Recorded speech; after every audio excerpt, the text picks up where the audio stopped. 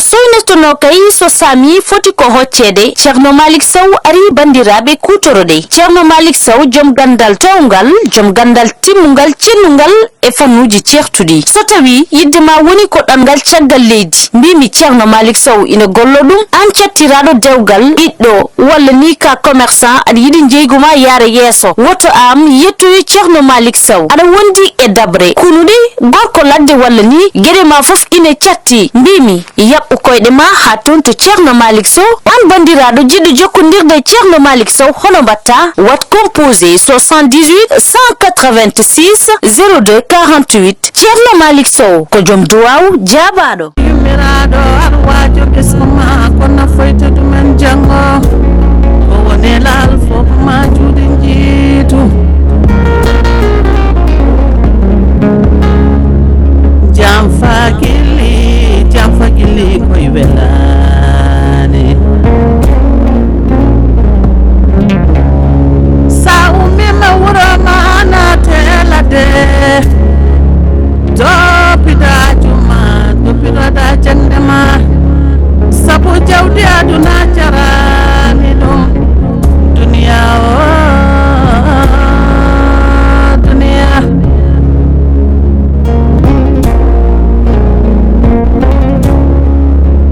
nim sagili jarabi mojani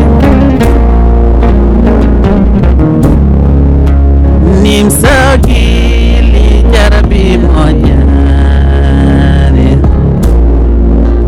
nim sagili jarabi mojani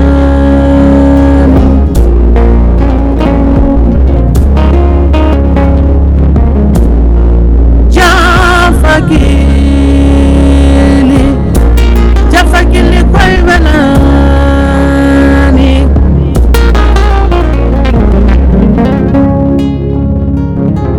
nimsa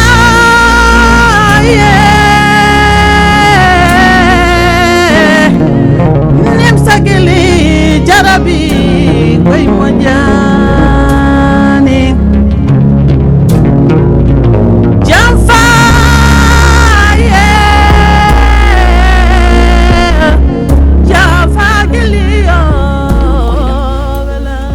Jenaba min nani ko kalɗa ko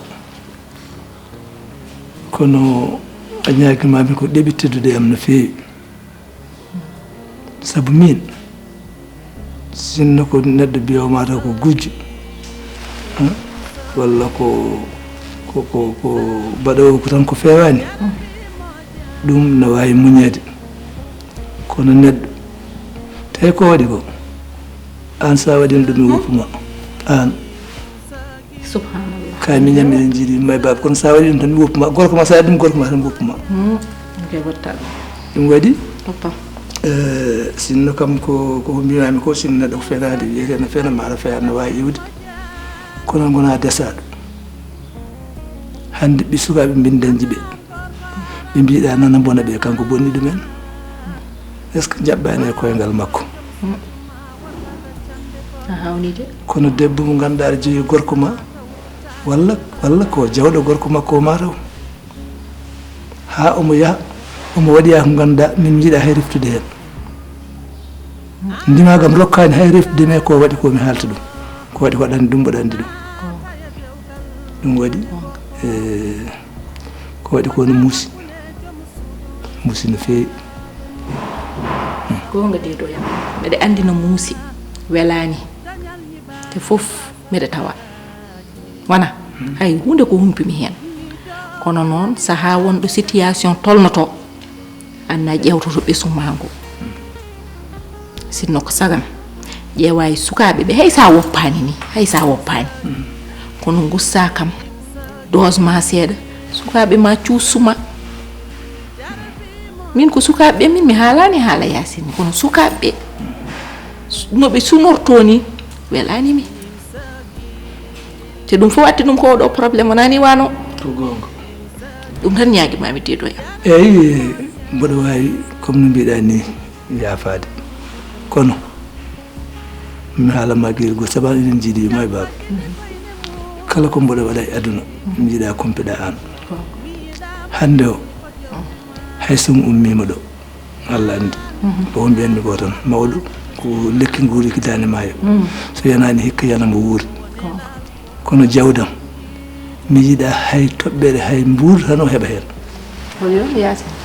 ala goɗɗo ala goɗɗo mi yiɗa kankam hay doton heɓa e jawdam eyi tawi waɗirtoni ko ha ɓendam muusa ha wooda ko heeɓimi hami yaha jawdam kam mi haalnima an hoto memi hen haydara sukaɓam noon mi wawa haɗ ɗumen kono kankam hoto memi jawdam haydara gandumi de kanko liggi ɗum de so heɓani e jawdi ma gandumi o waɗima ko taki ko ganduɗa ko kalɗa ɗo ko no wona ni kono ko faate jawdi ndi kam haalum haalaka taw kalɗa ɗo hono wona par ce que neɗɗo jam fiiɗoma ɗo wuuri kam on so maayi ma waɗe ko ɓuuri ɗum kono noon ƴeew sukaɓeɓe tan min sukaɓeɓe kalanmi haala min mbaɗa anda miniraguelam won hande mayɓe no gubba wallahi wona fodde mayde ko jamfa addan ɗumen mayde ha gubba gasata lay gasata tan woni kala lay si gasata jarama yo Allah waɗan en jam Non, non, non, donne au code France. Après, je vais t'appeler. Inch'Allah, t'inquiète pas. Ok. Allez, bisous, ciao. Je te rappelle. C'est encore Zeyna? Non, mais... Faut le bidon, Zeyna. Non, mais Wendy, ana hewani soudemi ada hewno continue de téléphone ngaji ma même quand je suis là mais je te rappelle odo mi famani quoi. Ah non. Du tout. Kuchikura. Wadi nder bo berdam de nyawidi. Je te rappelle halnam ko holon tan halnam exactement halnam tan ko holion ko mi Non, mais ben ngay gilende décroche mi appel o oro mori yimbe jippi me tan pibda yeso ma. Non, Wendy ko. Kuchikura ko kanyum. Non, mais c'est Zeyna, c'est vrai, c'est Zeyna. Ouais. En fait... Il l'avait dit. Non, mais il y a rien de mal. Allah haydara ko sofi do en. Ada andi kam, quand même. Non, écoute. Encore Ada andi kam, n'est-ce pas? Danduma. Non, ko gilende no mon noda quand même. Mais c'est tout juste dans le cadre du travail. Ah, parce que non bida, c'est dans le cadre du travail. Ouais. J'espère. Et puis boy sofa. Voilà. On a ngari de. No yer warsis jimmo ko kalden Non, sérieusement quoi non jimmo ko jawten quoi parce que neddo yita porter haydara wona sérieux mi toñar wiide mo tan bonani ngari elle est belle elle est charmante, ça c'est des compliments mais pas des choses qui sont fondées dido parolaji fondande do e bernde anen ko tagi parce que ko jimen ara no woddi ko ana yiyani dum quoi boy haydara jiddo yita mi hedum halama écoute haydara parle doucement déjà haydara non afamani donc ay jon hedum seeda OK. Assalamu alaikum. merci Grand. ça va Moussa Alhamdulillah. seli Et moi, seulement, c'est quoi? bismillah ça va J'aime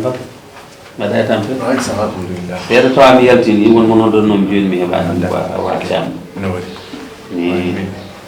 mais aɗa selli tan Ouais, ça va. Minda suduma ɗo tan gandu gappaɗa woni. way Ouais. Ko jam tan. ko jam Ko ala haali pareñi no haalandema. Ouais. ko kewi mbar Ko jam mais mi anda sa watti haqqille. Ɗe balle fof to jooɗiɗa walla to jooɗimi walla regroupement mo mbaɗen neno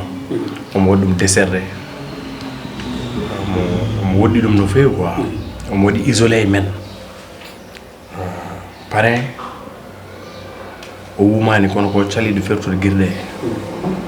te yama an sa haalde makko ma wawa heɓde haqqille makko walla ma wawa fertude guire makko ko moƴƴude ha boni gaga wonde suka walla wonde jeunesse adama andude janggo ne fanma quoi wonde so hatta wonde mawɗo te janggo sa woni mawɗo yama sa dati jowawma wayra hen walla wattama rattrapé janggo quoi bien sûr alhaali susa susa susa woni suha mo yaldanno si ɗum suudu Mamour Kébé o mais halanma grand pane o pande ko mbiɗa o oui mate panen sellan debbo janon mbiya ko tan pande ah bon ko buren hulbinade ko penando be quoi min mi halden fof alaba ok wi mamour kebe ko kawmun susa on yañini moy nder galle he abidu confiance wadon on jagirimo ko kawmun susa heure mo wela on arar heure mo wela o yaltara te buren hawnade xamnade buren jurminade yumun susa kanyum ne jagini mo woni aliye makko wiida ko mi manam mata yumum susa kañum sellani walla kanko goni probléme makko saka mo nangana parrain kam zodar zode c'est très louche ko kalta ɗo ko an ko kalta ko ɗo min mi fama ɗuma mi manon de ko hunde hulɓenede mate kanko holko tawi ɓe kanko maire omo yaade ɗo o suusama walla wonko parrain waɗanta walla qu'est ce qui se passe man haali haala ɓe cuusam ɓe cuusama parrain ko jaggi suusa foye ɗum ɗo no wela o tiɓɓirtomo wattamo tengo ko ɓuri hen hulɓinade en yurmini mamoudou o jaggu parrain ko kawmum suusa ha ko ganduɗa o yettira e caggal walla o joga hen haqqillaji arrière pensé si haqqille ma o fecca hen ñanden o yeyron ko suba 10 heures 11 heures o yeehi galle suusani ko kalnamami ɗo o mi suusa huccide ma mbaɗa haalama ko waɗani am 10 heures 11 heures yeehi ɗon suudu suusa dow daddude mamoudou daddude mamoudou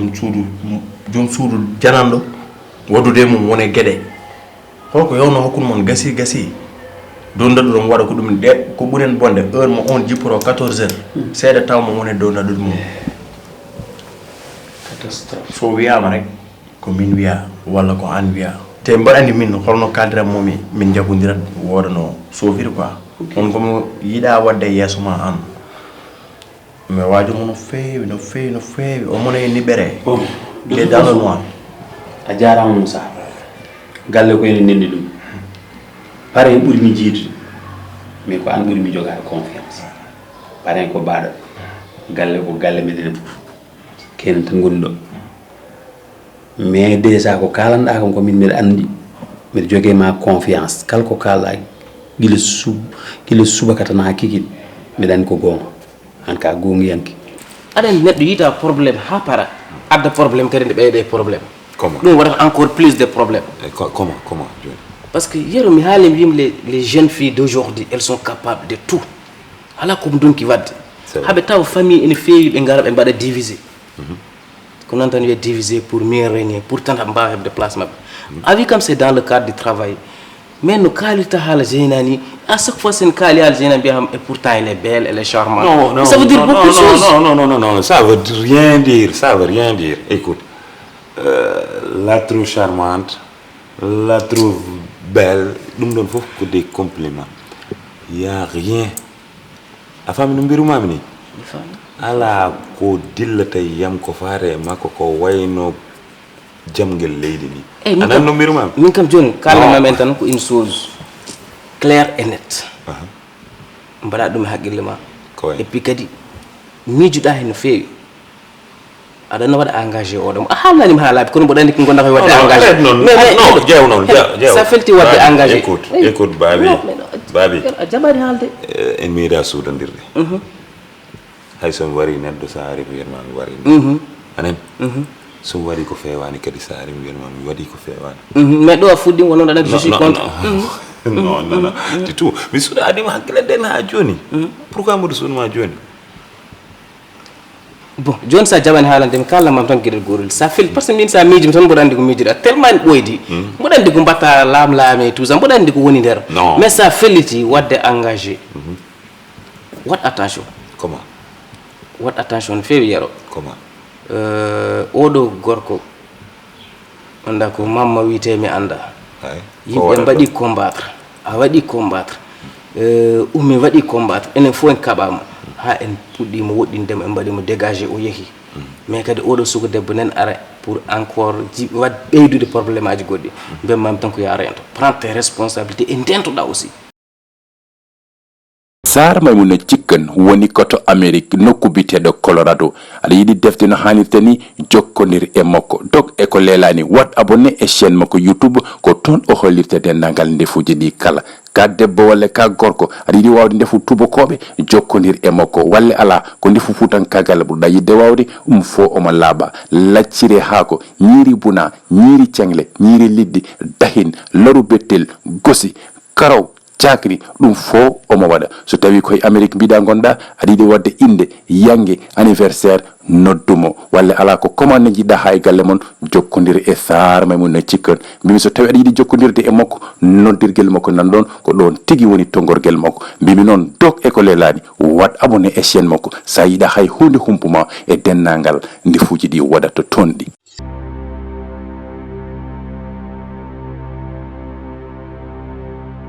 Agence immobilier Max Global Service ari gam wallude bandiraɓe aɗa yiɗi heɓde galleji cirɗi galleji gonnuɗe e kayitaji leerɗi des terrains bien lotissés bien bornés koye mabɓe tigui ndewata aɗa woni caggal leydi aɗa liggono hannirta ni walla ala ko ɗon gonɗa aɗa liggono hannirta ni aɗa yiɗi sodde terrain taw ko seeɗa seeɗa jiɗɗa yoɓirte hande gasi foof jokkodir e mabɓe walla ala ko kas jiɗɗa sodde terrain eɓe jeeya ɗin terrain ji eɓe jigui des hectares et des hectares toon to Toubab Dialaw eɓe jigui des terrains à Mbour Dakar Thiès eɓe dilla eko fatte hôtellerie e kamɓe Max Global Service eɓe luwa galleji baɗɗi luxe tawne waɗi chambre climatisé des salons climatisés aɗa jogui sehilaɓe ma walla ala musidɓe ma ɓe jiɗɗa teddinde nowɓe toon kamɓe Global Max Service eɓe mbaɗi ɗum prévoir mbimi so tawi noon aɗa yiɗi jokkodirde mabɓe no hannirta ni tongorde mabɓe nan ɗon.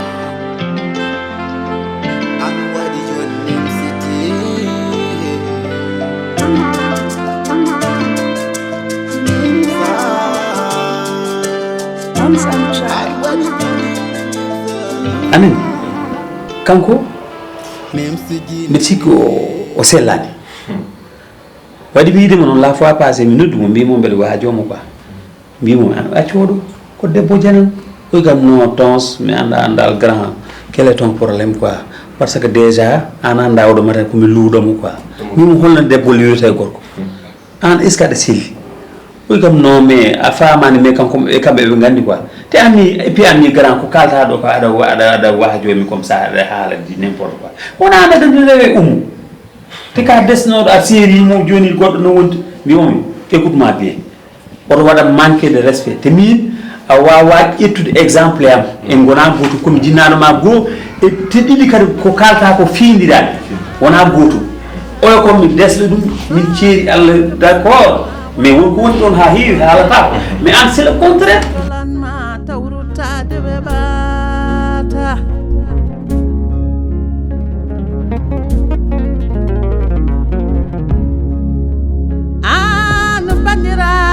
debbo naata e dewgal bane gorko bonna hakkunde joom suudu e sukaɓe mum sabu nde jawdi duniya dañal ñiɓaki basal baraki miijo ko nawiyaɓe daccata jooɗiɓe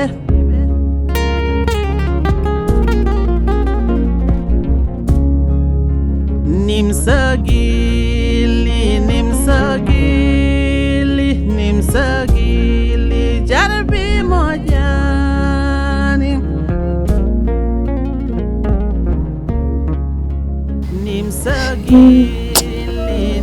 nde mi ani oɗo yero ko neɗɗo moƴƴo mo ni'i mo timmi ko neɗɗo gongenke mimo miɗo yettereji ɗum fof ko fi tan hebde ko paalami ko te min so hakkilam no e makko omo wela kam mi anda ko waɗi wa min joni somi yeeya mi yiɗimo noon je risque de tomber dans mon propre piège et pourtant c'est un homme bien peut-être qu'il ne mérite même pas ça.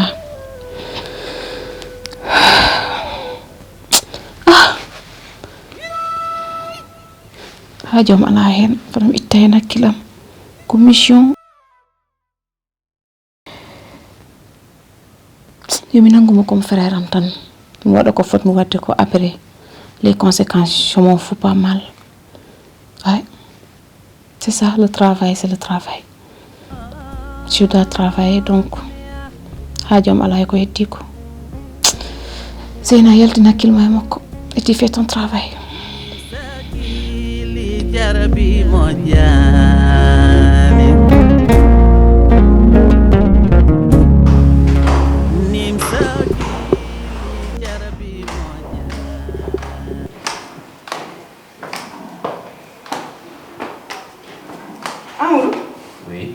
Angam ko pinta tan ayata nal yewu yay gure tan arta ko kewunda Basiru ngon me radude Basir holo Basiru chakabo no do hena garude wa adama jiru Basir gardien meno bien sûr bar ko jam ada dike wana jam kala da kawri me mako non bubi jara ji jam mako mi ado Allah e balle mako Basiru amul bien sûr ajuma ana cira ma ala jumde way bida kalle kawda e Basiru mbimi edo me halama gede gotel soit ko maya wala mi maya c'est parce que mine Basiru min kejjata e dow leydi ndi mata yi wala no poddani wellitirade ni a wellitiraki non sabu odo gorko jogori ko bonnude aduna ma jew ko ngurda galle makko piggal jamma e nyalom maltraité et tout o séri ma goddo hebimo o yidi hen ullude leydi neddo nyaamata nyamri non ha hara wala wasde harde hedda o liyo kippa pewda ha few so goddo ari waawa hen nyamde kono jetta leydi biya ada ulla hen ko dum woni hakkunde ma e mamma mais min mede yurmi ma dikelam nene artir hakkille ma mamma ko yi bonnude aduna c'est parce que ko wadi hande der galle ko mi wawamu yafade haduno firto Basiru biidade ay wodo Basiru mo jiida wona andi ham kanko ko gardien te gardien mankartaga haydara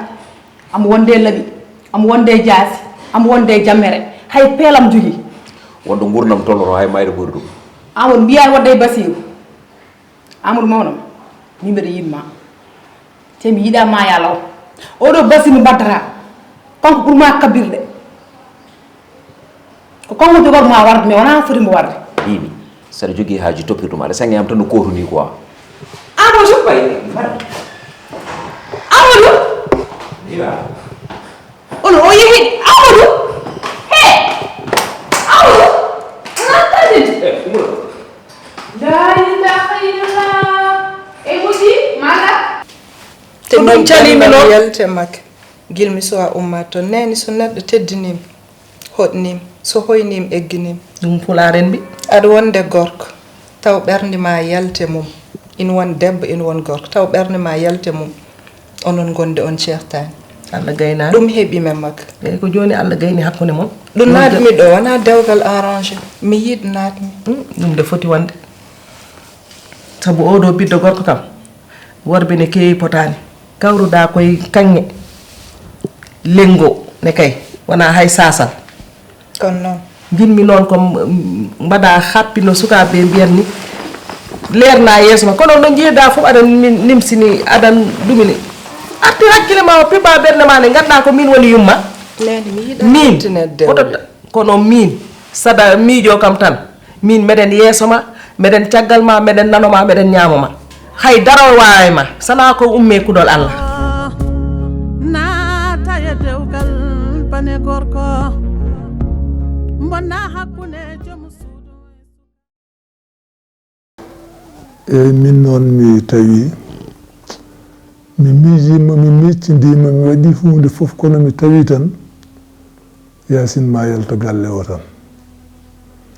e ɗum woni ko ganduɗa deƴat haqqillam te so ɗum yawti alhamdulillahi Allah n rokkimi jawdi Allah n rokkimi galleji oɗo galle hoore muɗum koye inde makko mbannomi ittat ha laaɓa won galleji goɗɗi kadi mbannomi inde makko mi ittat ha laaɓa mi ɗacciri ɗum sukaɓam mi ɗacciri ɗum kadi banam debbo o sabu sa yi hande mi yii ko jiimi ko wallahi so wonano bonam debbo mi yiyata ɗum te kadi gondumi e caɗele ɗe kadi ala takkiɗimi so wona bonam debbo ɗum noon bonam debbo e min de andi jawdi kam ɓe mbiya so neɗɗo ruttima e joomum kadi koɓe jibin tan jeeyi kono min hade am Allah andi ko waɗata Allah andi guertoɗo e battintoɗo kono min mami e gurdamami fof mami waɗ ko ponmi tottude bonam debbo ko mami tottu ɗum e jawdam ndi sabu ko jiimi ko fof kanko hollimi ɗum ko rewno caggalam ko jogorno gañƴe fof kanko heednimi hen noon so Allah jaaɓi inchallah jawdam ndi ko ɓiɗɗon ƴettata ɗum e banam debbo ɗum woni ko jeeyi ɗum woni kadi ko dañere haqqille an waɗi jonnim siti